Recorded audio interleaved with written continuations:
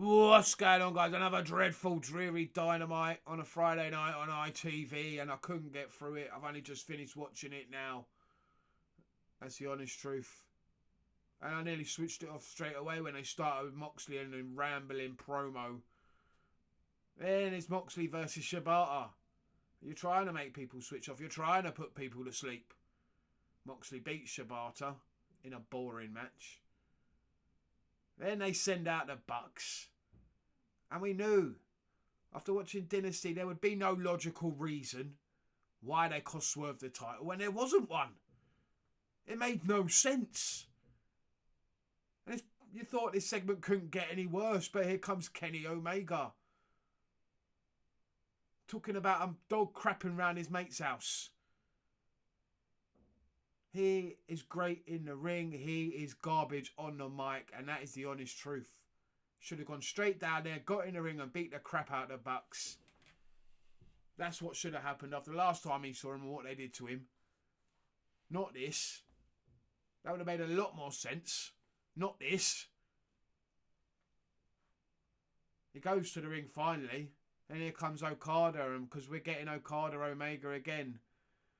And it's not going to be what you think. It's not going to be New Japan quality. Because Okada in AEW has been absolutely shit. He is not the same wrestler he once was. He is not the same wrestler we saw in New Japan. This Okada has been dog shit. Talking about dog shit promo in the promo. This Okada is dog shit. Swerve makes the save. The Bucks and Okada retreat. He fist bumps Omega. Kenny leaves. And he lets us know he's going buck hunting. But we don't see anything else of him during the show. We don't see him searching for the Bucks, finding the Bucks and attacking the Bucks. No, nothing else. What does happen, he gets attacked from behind by Pac. And we get Swerve versus Pac. And I'm thinking, all right, we're going to get a decent match here. I'll watch this. And it is. Starts off really good, back and forth, nice wrestling match. Was what I expected until a bit of a clumsy buckle bomb. Let's be honest, it was clumsy. It looked clumsy to me. I don't know what you think, but yeah, it was. And the landing Pac took, he hurt his ankle. And he's out. He is out. What does that mean now for the Death Riders? What does that mean now for the trio story that they were telling? Pac was an integral part of the Death Riders story, and if it couldn't get any worse, it has now with Pac gone. Hopefully some way they'll find to kill this story off now. The sooner the better. Hangman's looking for Swerve, and he finds Nana backstage, and they have a little chat, and it seems like Nana wanted to apologise for everything that's gone down. Then we get a Spot Fest 8-man tag match that made no sense whatsoever. For some reason, $400,000 was on the line. Made no sense. Why the money was on the line made no sense. They told no story to go along with it. Does anyone need the cash? Is anyone on hard times? Someone looking to shut down Mark Briscoe's chicken farm, maybe? I don't know. They could have told a story, maybe. I don't know. Mortus needs the match to stay in the country. I don't know.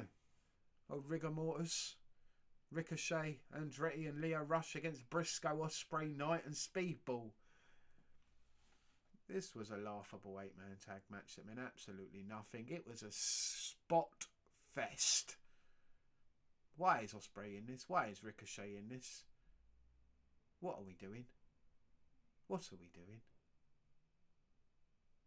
Why are we making Ricochet look like a clown? Why is OSPREAY in this when he should be focusing on the Owen Cup? Made no sense. Made no sense. The Hurt Syndicate segment. MJF getting another thumbs down. Getting totally mugged off. Making him look like a pathetic little bitch. Simping for the Hurt Syndicate. Why? Why are we doing this? Why not create his own faction? Why not bring back his own faction? He had one, didn't he? Was it the Pinnacle? Was that his with... Who was it? Was it FTR? Yeah, they just took out Cope. So they got some heat there. Why not bring them back together? That would make sense, wouldn't it? he could cost the Hurt Syndicate the titles and give them back to FTR. They could join back together. I don't know about bringing back Wardlow. I don't know if that would... Well, I don't even know where Wardlow's gone. AWOL, man. He is long gone. Where has he gone? Yeah, bring back the Pinnacle. That might work. It might work. Toni Storm's on commentary. She was funny, I suppose. She lightened up the place. KRIS Statlander and Thunder Rosa probably had the best match of the night, to be honest with you. And it was surprising that Statlander won. I do like Statlander, and I like when she gets a push, but then they forget about her again. And then she gets put back down and forgotten about. Then they pick her back up again in a couple of months, and they'll do something with her, and then she'll lose again, and she'll be forgotten about again. So what's the point in getting behind her? Because she goes nowhere. They go nowhere with her. She's actually really talented, and it was a good match. I enjoyed this match. They do have some decent women's wrestlers in AEW. They just do nothing with them. Callis is looking for new members because a couple of them are injured. Is it... I don't know. Is it Cage? Is it Archer? One of them or two of them are injured, so he's looking for new members. Who knows who's going to sign up there? Adam Cole is the new TNT champion. He cut a promo with his buddies O'Reilly and Roderick Strong, and they're not undisputed. There's no era anymore. They are the Paragon, I suppose. We'll allow that to slide for a while. I don't care anymore. All these silly names. The Learning Tree. Chris Jericho segment. What are we doing? Big Bill is angry. Jericho's not angry. He's just disappointed. Then he starts smashing up a TV, throwing a tantrum like a 5-year-old. Swearing, smashing the TV, and then walks away and leaves. Just a 5-year-old toddler tantrum from Chris Jericho. He should just leave and go away now. He really should. Just go. Just don't come back, Jericho. Just leave. You've disgraced your legacy enough in this company. So, yeah, thanks. See you later. There was a package of Bowens, the 5-tool player. Okay. Hurt Syndicate had an interview. They don't like him. They don't need him. Little George Costanza. This is just not funny. This is terrible. Then MJF comes in with MVP and asks why is he getting treated like a little punk bitch, and that's a legitimate question.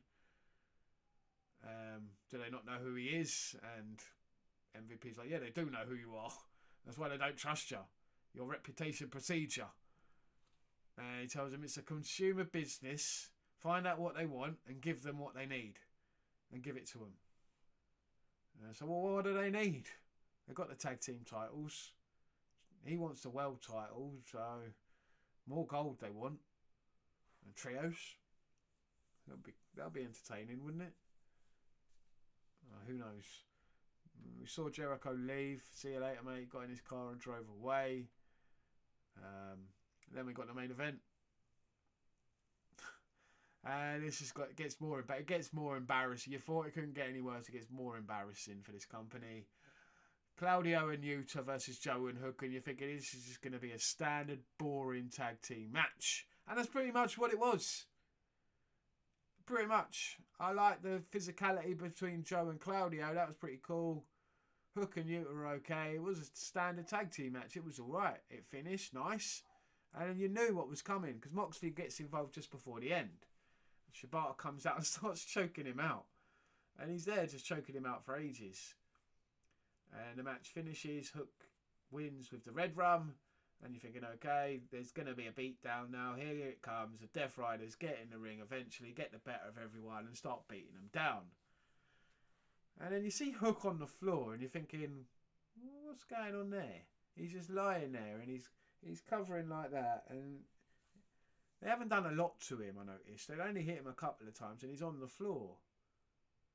And they go to pick him up and yeah, you see saliva just... And then you see a puddle of what looked like vomit. And yeah, he'd been sick in the ring. And supposedly from what I read, he got a concussion maybe during the match at some point. And there were a couple of moments during the match where they were a bit more physical with the lad Looked like there were a couple of rough landings for him, and so there were potential moments where there was definitely potential moments where he would have got a concussion. And yeah, he threw up, and then Claudio should have seen that really and should have left him, but leave him be, man. Why are you picking him up and hitting the neutralizer onto the chair?